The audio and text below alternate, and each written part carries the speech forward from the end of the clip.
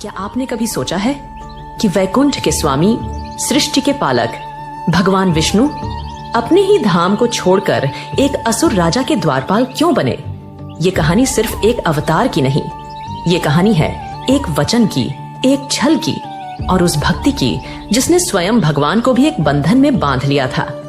ये कहानी उस रहस्य से शुरू होती है जब माता लक्ष्मी ने अपने ही पति को वैकुंठ में नहीं पाया। वैकुंठ, जहां आनंद की धारा बहती थी, आज वहां महीनों से एक सन्नाटा पसरा था। ब्रह्मांड के स्वामी अपने सिंहासन पर नहीं थे। माता लक्ष्मी का हृदय व्याकुल था। उन्हें पता था कि उनके प्रभु कहाँ हैं, पर वो उन्हें वापस लाने में असमर्थ थीं। देवर्षि नारद वीणा बजाते हुए प्रवेश करते हैं। नारायण नारायण माते, आपके मुख पर ये चिंता की लकीरें। त्रिलोक में सब कुशल तो है, प्रभु कहाँ हैं? प्रणाम देवर्षि। क्या कुशल कहूँ, जिनके होने से ही सब कुशल होता है, वही यहाँ नहीं है। मेरे स्वामी, मेरे नारायण पाताल लोक में है। पाताल लोक में? पर क्यों माते? वहाँ तो असुर सम्राट बलि का शासन है। प्रभु वहाँ क्या कर रहे हैं? वही तो मेरे दुख का कारण है नारद। वो राजा बलि के द्वारपाल बने हुए हैं। क्या? ये तो असंभव है। देवों के रक्षक एक असुर के प्रहरी? ये कैसे हुआ माते? इस अनहोनी के पीछे की कथा क्या है? ये कथा शुरू होती है एक भक्त के अहंकार से, एक गुरु की चालाकी से और मेरे प्रभु के एक छल से। लेकिन क्या आप जानते हैं कि इस छल में एक ऐसी वस्तु का प्रयोग हुआ था जो शुक्राचार्य की सबसे बड़ी गलती बन गई? वो वस्तु क्या थी? इसका जवाब हम वीडियो के अंत में आपसे पूछेंगे, तो कहानी को ध्यान से देखिएगा। ये कहानी उस समय की है जब धरती पर एक ऐसा राजा था जिसके दान के चर्चे देवलोक तक में थे। वो था प्रहलाद का पौत्र, असुर सम्राट बलि। बलि अपने दादा की तरह ही विष्णु भक्त था, पर उसकी भक्ति में एक सूक्ष्म अहंकार था। गुरुदेव, मेरी तपस्या और मेरे दान ने मुझे इंद्र से भी महान बना दिया है। स्वर्ग पर मेरा अधिकार है। अब केवल एक अंतिम अश्वमेध यज्ञ शेष है। उसके पूर्ण होते ही मैं त्रिलोक का स्थायी स्वामी बन जाऊंगा। बलि, तुम्हारी शक्ति असीमित है, इसमें कोई संदेह नहीं।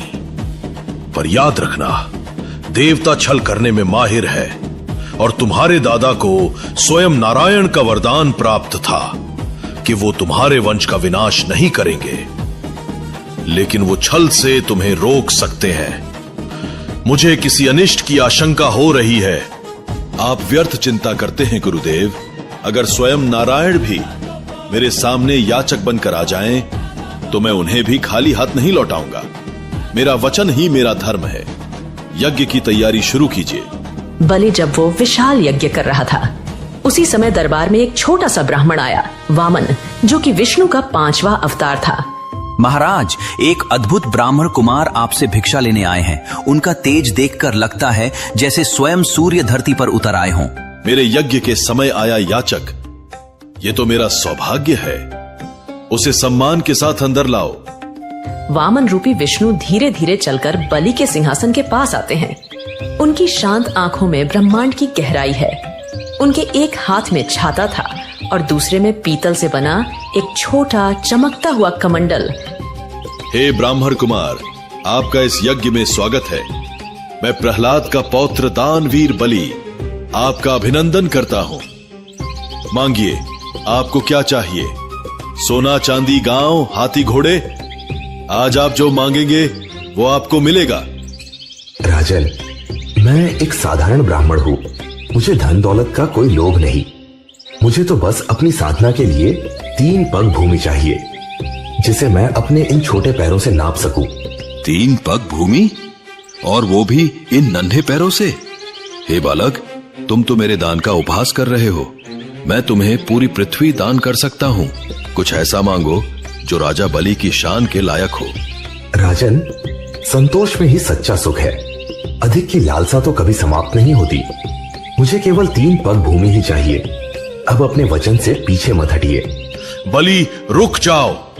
मेरी बात मानो, ये कोई साधारण बालक नहीं है, ये स्वयं विष्णु है, छल करने आए हैं।